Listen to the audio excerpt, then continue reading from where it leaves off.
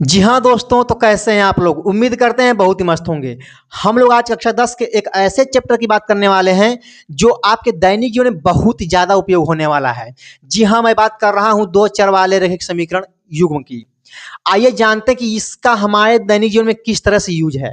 हम इसको एक कहानी के माध्यम से समझते हैं। देखिए, एक बार की कहानी है कि दो भाई बहन बाजार करने गए। एक भाई का नाम था रोहन, उसकी बहन का नाम था नेहा। ये दोनों के दोनों एक ठेले से क्या करते हैं, अंगूर और सेब खरीदते हैं। रोहन ने 2 किलो सेब और 1 किलो अंगूर 120 में खरीदा, और उसकी बहन नेहा ने 1 किलो सेब और 2 किलो अंगूर 90 रुपये में खरीदा। और दोनों चले गए घर। तो उनकी माँ ने पूछा, बताओ बेटा कि आपने सेब और अंगूर खरीदा है, तो 1 किलो सेब और 1 किलो अंगूर कितने का है। न तो रोहन पूछा था कि 1 किलो सेब और अंगूर का दाम कितना है, न नेहा पूछी थी।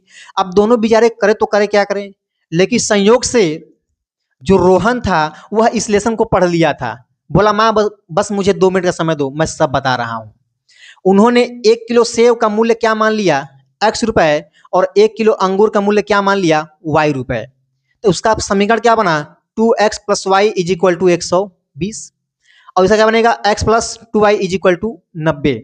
अब ये इन दोनों इक्वेशन को हल करके x और y का मान निकाला, तो x की वैल्यू आई 50 और y कितना आ गया 20। x की वैल्यू कितना आ गई 50, y की वैल्यू कितना आ गई 20। तो उन्होंने बताया कि माँ 1 किलो सेब 50 रुपए का है और 1 किलो अंगूर 20 रुपए का है।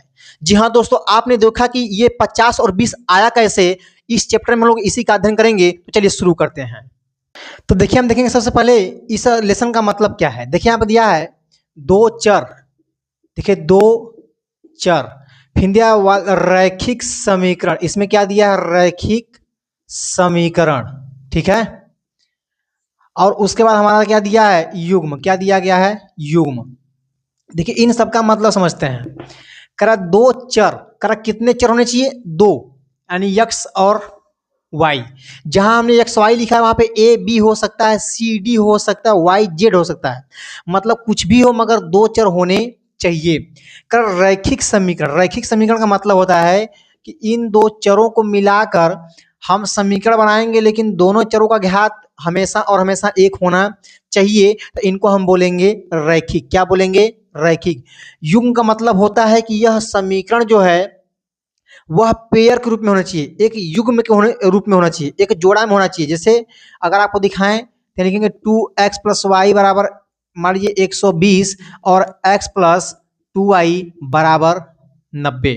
ठीक है, तो ये देखिए, ये भी क्या है, रैखिक समीकरण है, और ये भी क्या है, रैखिक समीकरण है। लेकिन यहाँ पे क्या बनाया गया, इन दोनों को मिलाकर एक पेयर बनाया, एक जोड़ा बनाया गया है। तो इनको हम बोलते हैं दो चर वाले रैखिक समीकरण युग्म।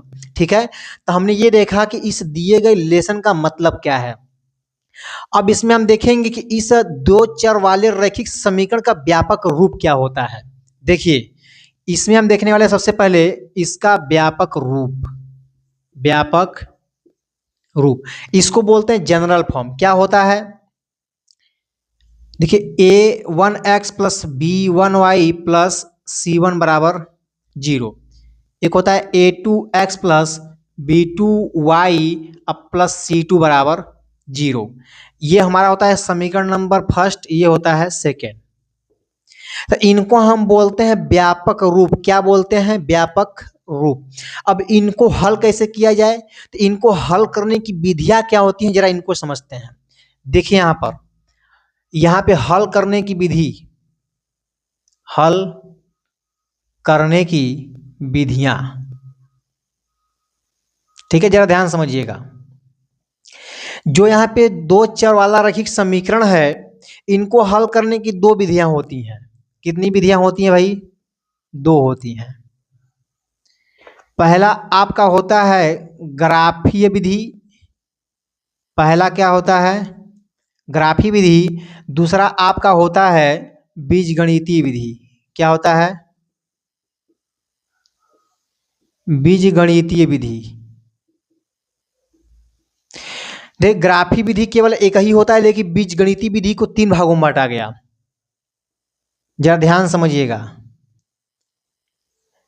इसका पहला होता है विलोपन विधि। क्या होता है, विलोपन विधि। दूसरा आपका होता है प्रतिस्थापन विधि। क्या होता है? प्रतिस्थापन विधि। और तीसरा आपका होता है वज्र गुणन विधि। क्या होता है?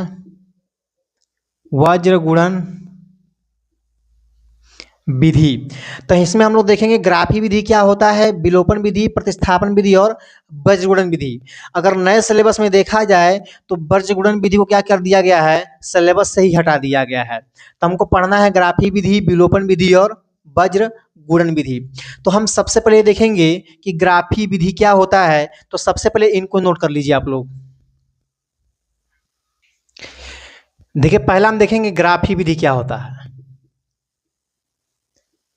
ग्राफीय विधि, देखिए जब दो रेखाएं दी गई हों a1x plus b1y plus c1 बराबर 0 और a2x प्लस b2y अब प्लस c2 बराबर 0, ये हमारा इक्वेशन फर्स्ट, ये क्या है, सेकेंड। अब ये ग्राफी विधि में ये होता है कि ये दोनों रेखाएं एक दूसरे को प्रतिच्छेद कब करेंगे और एक दूसरे के समांतर कब होंगे और एक दूसरे के संपाती कब होंगे, मतलब एक दूसरे के ऊपर कब होंगे। ठीक है, जरा ध्यान से देखिएगा। यहाँ पे लिखेंगे सबसे पहले पहला वाला। देखिए जब a1 बटे के a2 और b1 बटे के b2 आपस में बराबर न हो तो उस समय रेखाएं क्या होती हैं, एक दूसरे को प्रतिच्छेद करती हैं। क्या करती हैं? प्रतिच्छेद करती हैं। ठीक है, दूसरा देखिए ध्यान से यहाँ पे, जब a1 बटे के a2 और b1 बटे के b2 बराबर c1 बटे के c2, ये दोनों तो आपस में बराबर होंगे मगर c1 बटे के c2 बराबर नहीं होगा, तो इस समय रेखाएं क्या होती हैं, एक दूसरे के समांतर होती हैं। क्या होती हैं? एक दूसरे के समांतर होती हैं। ठीक है, यानी एक दूसरे क्या होंगी, समांतर होंगे। तीसरा देखिए यहाँ पे, जब a1 बटे के a2 और b1 बटे के b2 और c1 बटे के c2, ये तीनों आपस में बराबर होंगे तो रेखाएं क्या होंगी, संपाती होंगी। क्या होंगी? संपाती। संपाती का मतलब कि एक दूसरे के ऊपर होंगी। कैसे होंगी जरा ध्यान समझिएगा। इसका एक एग्जाम्पल लेते हैं। जैसे देखिए x प्लस वाई बराबर, मान लीजिए यहाँ प्लस 4 बराबर 0। देखिए 2x प्लस 2y प्लस 8 बराबर 0। अब यहाँ क्या करेंगे, a1 का मतलब समीकरण नंबर पहला से x का गुणांक, b1 का मतलब क्या होता है, समीकरण नंबर पहला से y का गुणांक, और c1 का मतलब जो अकेला है। ठीक है, ये हमारा होगा समीकरण नंबर पहला, ये हो जाएगा समीकरण नंबर दूसरा। सबसे पहले इनकी वैल्यू को निकालते हैं। देखिए a1 और क्या होता है b1 और क्या होगा c1, फिर आपका होता है a2, ठीक है, फिर आपका होता है b2, फिर क्या होता है c2। देखिए a1 का मान कितना है, इसका गुणांक 1 है, y का गुणांक भी 1 है और अचर राशि क्या है, 4 है। ठीक है ना। अब यहाँ देखिए x का गुणांक कितना है, 2, y का गुणांक 2, यहाँ पे कितना है, 8 है। ठीक, अब देखें यहाँ पे इनका हम निकालेंगे रेशियो यानी अनुपात। यहाँ लिखेंगे a1 बटे के a2, b1 बटे के b2 और c1 बटे के c2। इतना से निकालेंगे, 1 बटे के 2 बराबर 1 बटे के 2 बराबर 4 बटे के 8। जरा इनको हल करेंगे तो 4 एकम 4 और 4 दूनी के 8, यानी ये भी कितना आ गया, 1 बटे के 2। जरा ध्यान से देखिए, कह रहा कि जब इन दो रेखाओं का हम ग्राफ बनाएंगे तो कैसा ग्राफ बनेगा, तीनों के तीनों अनुपात आपस में क्या है, बराबर हैं। जब तीनों अनुपात बराबर होंगे तो उनको क्या बोलेंगे, संपाती। क्या बोलेंगे, संपाती। हम देखेंगे फिर समांतर और क्या देखेंगे, प्रतिच्छेद। देखिए दूसरा समीकरण क्या है, 2x प्लस 3y माइनस 4 बराबर 0। अब यहाँ देखिए 10x प्लस 15y प्लस 8 बराबर 0। ठीक है, तो इनको हम डायरेक्ट लिखते हैं, या लिखिए मान a1 b1 और क्या है c1, फिर आपका a2 है, b2 है और क्या है c2। देखिए a1 का मतलब इसका गुणांक कितना है 2, यहाँ पे y गुणांक कितना है 3 और c अकेला कितना है 4 है। यहाँ देखिए यक्स a1 a2 का मान 10, यहाँ आपका है 15, यहाँ कितना है 8। इन सब का हम निकालेंगे रेशियो अनुपात, यहाँ आपका हो जाएगा 2/10, 3/15 और -4/8। इनको हल करेंगे, 2 एकम 2, 2 5 10, यानी 1 कितना हो जाएगा 5। यहाँ देखिए 3 एकम 3, 3 5 15, यानी 1 कितना हो गया 5। यहाँ 4 एकम 4 और 4 दूनी के 8, यानी -1/2। देखिए ये दोनों तो बराबर है मगर ये वाला बराबर नहीं है। तो जब a1/a2 और b1/b2 आपस में बराबर होते हैं और c वाला बराबर नहीं होता है तो उनको हम क्या बोलते हैं, रेखाएं समांतर हैं। मतलब जब इनका हम ग्राफ खींचेंगे तो रेखाएं क्या होंगी, प्रॉपर समांतर होंगी। ठीक है, तो इनको नोट करिए। तीसरा एग्जाम्पल देखते हैं, जैसे कि 3x प्लस 4y प्लस 10 बराबर 0, 5x प्लस 3y माइनस 5 बराबर 0। ये आपका इक्वेशन फर्स्ट, ये क्या हो जाएगा सेकेंड। तो यहाँ देखिए a1 का मान कितना दिया गया है 3, b1 का दिया गया है 4 और c1 का कितना है 10। ऐसे a2 का मान कितना है 5 और b2 का कितना है 3 और c2 कितना है -5। इस तरह से निकाल लेंगे। अब इनका रेशियो निकालेंगे, अनुपात। तो यहाँ हो जाएगा 3/5, 4/3। देखिए यही दोनों आपस में बराबर नहीं तो हम आगे क्यों चेक करें, जब a1/a2 और b1/b2 आपस में बराबर न हो। देखिए ध्यान से, यहाँ पे बराबर न हो तो रेखाएं क्या होती हैं, प्रतिच्छेद करेंगी। यहाँ लिख देंगे रेखाएं क्या करती हैं भाई, प्रतिच्छेद करेंगे। तो अभी हमने देखा कि रेखाएं प्रतिच्छेद करेंगे कि समांतर होंगी कि समपाती होंगी, इनको हमने अभी मैथमेटिकल देखा है। अब इनका हमें ग्राफ बनाकर बढ़िया से चेक करेंगे कि ये बात सही है या नहीं है। इसको नोट कर लीजिएगा। तो आइए इनको हम ग्राफ के माध्यम से समझते हैं, ठीक है, कि ये प्रतिच्छेद है कि समपाती है। थोड़ा एक बार इसको मैथमेटिकल चेक करते हैं, फिर ग्राफ से देखेंगे। देखिए ध्यान से, यहाँ पे a1 का वैल्यू कितना है 2, b1 का कितना है -1 और c1 का कितना है -2। ऐसे a2 का मान दिया है 4, b2 का दिया गया -1 और c2 है -4। ठीक है, अब इनका अनुपात निकालेंगे, 2/4 -1/1 और -2/4। काटेंगे 1/2, यहाँ कट कितना आएगा 1/1, इधर 1/2। ये दोनों ही आपस में बराबर नहीं है तो इनको चेक करने की कोई आवश्यकता ही नहीं है। ठीक है, यानी इनको लिखने की कोई आवश्यकता नहीं है, इनको मत लिखिए।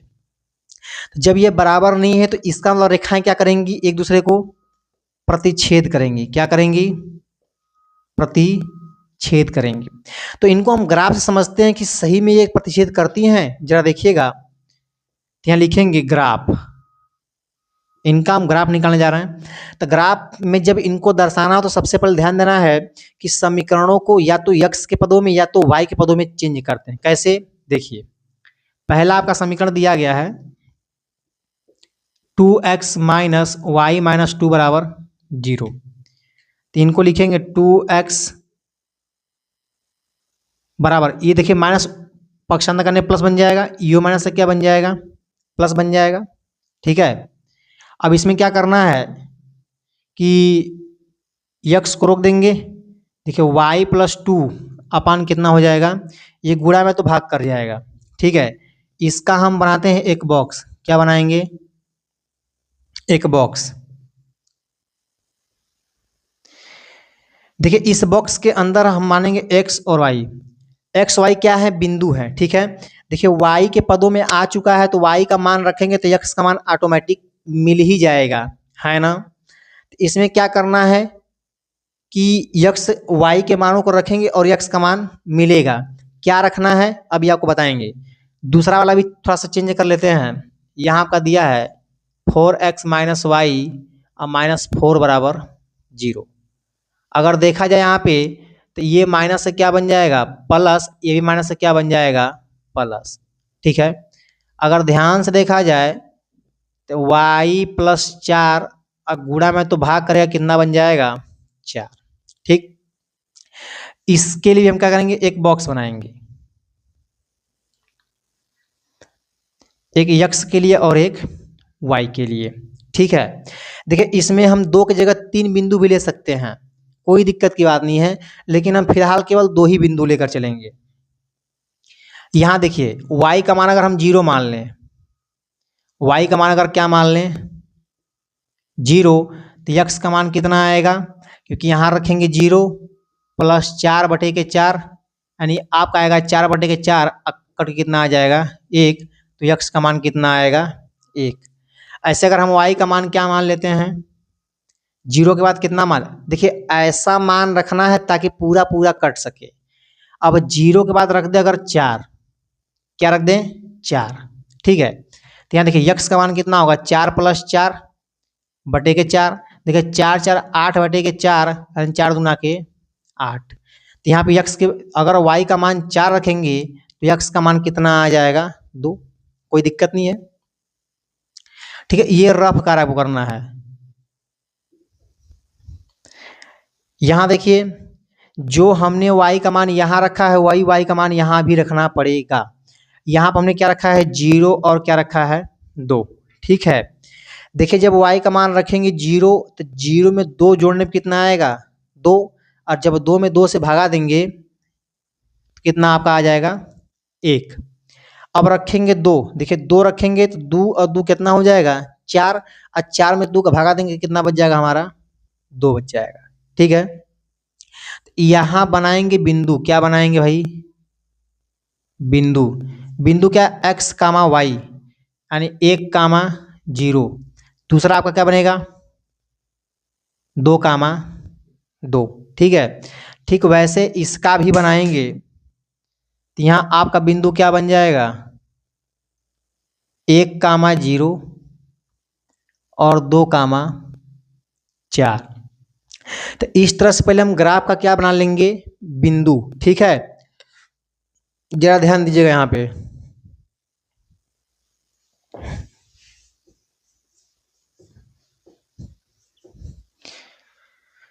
यहाँ पे जरा ध्यान दीजिएगा। देखिए यहाँ हम बनाएंगे ग्राफ,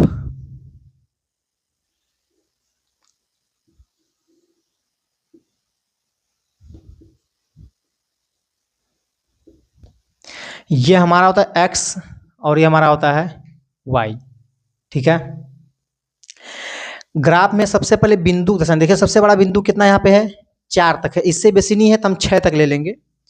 देखिए यहाँ पे 1 2 3 4 5 ले लीजिए, 1 2 3 4 और 5। ठीक है, सब के सब प्लस में, तो पीछे और नीचे लेने कोई मतलब नहीं बनता है। देखिए 1, 0 करा x अक्ष पर क्या कदम चलना है, पहली दूरी x पे चलनी है और दूसरा वाला y पे चलना है। ठीक है, करा 1, 0 यानी x पे 1 चलना है, लेकिन y पे चलने की कोई ज़रूरत नहीं है, तो यहाँ आपका हो जाएगा 1, 0। अगर दूसरा क्या है 2, 2, देखिए x अक्ष पर 2 चलना है और y पे भी 2 चलना है, यानी इस पे भी 2 चलना पड़ेगा आपको और यहाँ पे भी 2 चलना पड़ेगा, यानी आपको यहाँ चलना पड़ेगा। ठीक है, यहाँ पे आके रुक जाओगे, तो यहाँ क्या हो जाएगा आपका 2, 2। अब इनको हम क्या करेंगे मिलाएंगे,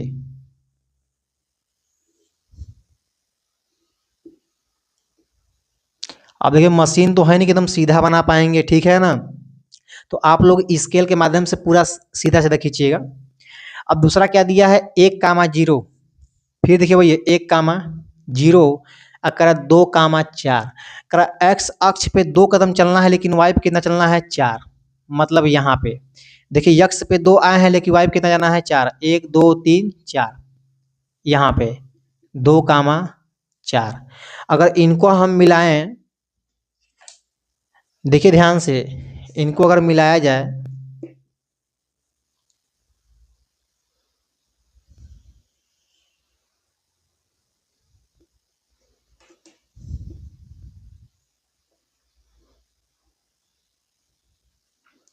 ठीक है, तो इस तरह से काट देगा।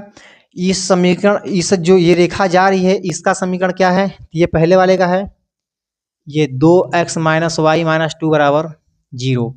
ये देखिए दूसरे वाले का है 4x माइनस वाई माइनस 4 बराबर 0। तो किस रेखा, मतलब किस समीकरण का रेखा है उसको लिखना पड़ता है, और जो बिंदु हैं तो उनको तो लिखना ही पड़ेगा। ठीक है, जो बिंदु हैं उनको तो लिखना ही पड़ेगा। देखिए ये दोनों रेखाएं एक दूसरे क्या कर रही हैं, एक बिंदु पे प्रतिच्छेद कर रही हैं। क्या कर रही हैं, प्रतिच्छेद यानी काट रही हैं।